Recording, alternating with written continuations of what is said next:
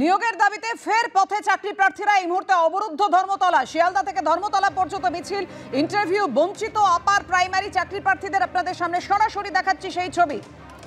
নিয়োগের দাবিতে ফের পথে নেমেছেন চাকরি প্রার্থীরা। অবিলম্বে নিয়োগ চাই, অবিলম্বে চাকরি দিতে হবে, এমনটাই দাবি চাকরি প্রার্থীদের।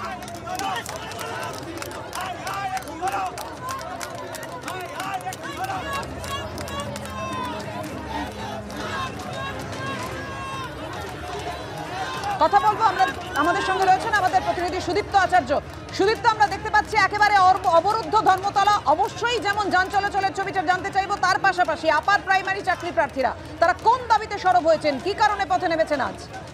দেখো, আমার সহকর্মী সন্দীপ পাল যে ছবি দেখাচ্ছে, যে রাজপথে কিন্তু রীতিমতো বসে পড়েছেন চাকরি প্রার্থীরা এবং মুখ্যমন্ত্রীর ছবি রয়েছে এবং মুখ্যমন্ত্রীর ছবির সামনে কান্নায় লুটিয়ে পড়েছেন চাকরি প্রার্থীরা।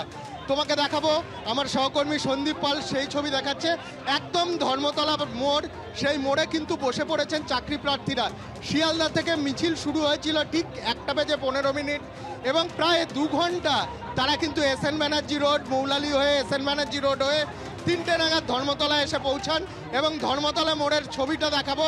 স্বাভাবিকভাবে ধর্মতলার এসএন ব্যানার্জি রোড যেরকম অবরুদ্ধ হয়ে পড়েছে, তার পাশাপাশি জওহরলাল নেহরু রোড, সেই জওহরলাল নেহরু রোডও কিন্তু অবরুদ্ধ হয়ে পড়েছে। কেন তারা এই বিক্ষোভ দেখাচ্ছেন, কেন তাদের মিছিল, কেন তারা এখানে রাস্তা অবরোধ করেছেন, তার কারণ হচ্ছে 2014 সালে নোটিফিকেশন অনুযায়ী তারা আপার প্রাইমারি অর্থাৎ 5ম থেকে 8ম শ্রেণীর টেট পরীক্ষা দিয়েছিলেন। 2015-14 নোটিফিকেশন অনুযায়ী 2015-এ পরীক্ষা হয় এবং তারপর 2016-এ মেধা তালিকা প্রকাশ হয় এবং তারপর তাদের অভিযোগ, মেধা তালিকার পরিপ্রেক্ষিতে যাদের ইন্টারভিউ নেওয়া হয়েছিল এবং যে তালিকা তৈরি হয়েছিল হাইকোর্টের নির্দেশে, সেই তালিকা কিন্তু সম্পূর্ণভাবে বাতিল করা হয়েছে এবং তারপরেও কিন্তু এখনো পর্যন্ত কোনো নিয়োগ হয়নি।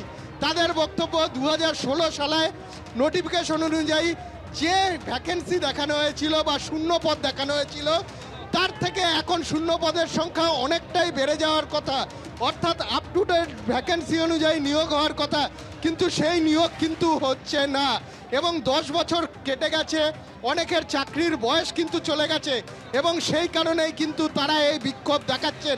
আমরা দেখছি মুখ্যমন্ত্রীর ছবির সামনে রীতিমতো রাস্তায় লুটিয়ে পড়ে কাঁদছেন চাকরি প্রার্থীরা। কেউ হামাগুড়ি দিচ্ছিলেন একটু আগে।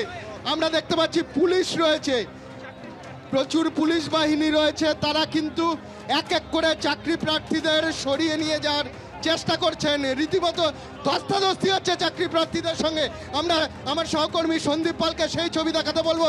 চাকরি প্রার্থীদের কিন্তু সরিয়ে নিয়ে যাওয়ার চেষ্টা করা হচ্ছে, কিন্তু চাকরি প্রার্থীরা কিন্তু অনড়, রীতিমতো পাজা কোলা করে।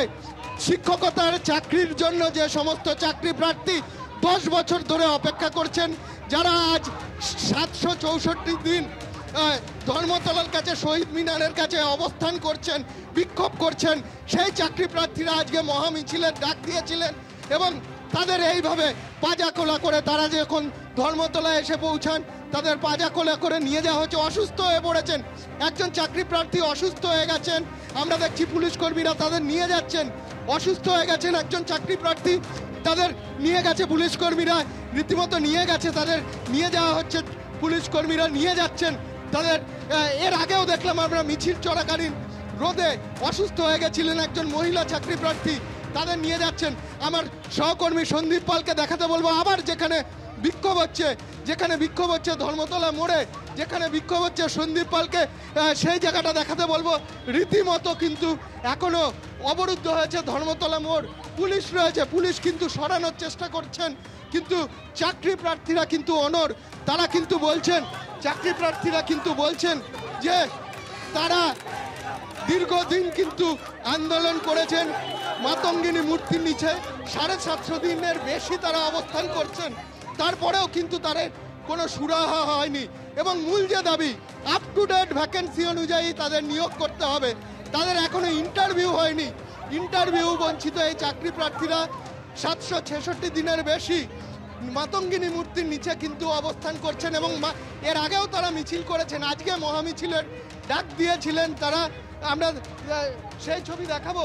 এখনো রাস্তায় কিন্তু বসে আছেন চাকরি প্রার্থীরা, এখনো রাস্তায় বসে রয়েছেন, কিন্তু তারা কিন্তু অভিনবভাবে মুখ্যমন্ত্রী মমতা বন্দ্যোপাধ্যায়ের ছবি নিয়ে মিছিল করছেন এবং তাদের যেটা দাবি, তারা মুখ্যমন্ত্রীর কাছে আবেদন জানাচ্ছেন যাতে তাদের বিষয়টা সহানুভূতির সঙ্গে বিবেচনা করা হয়।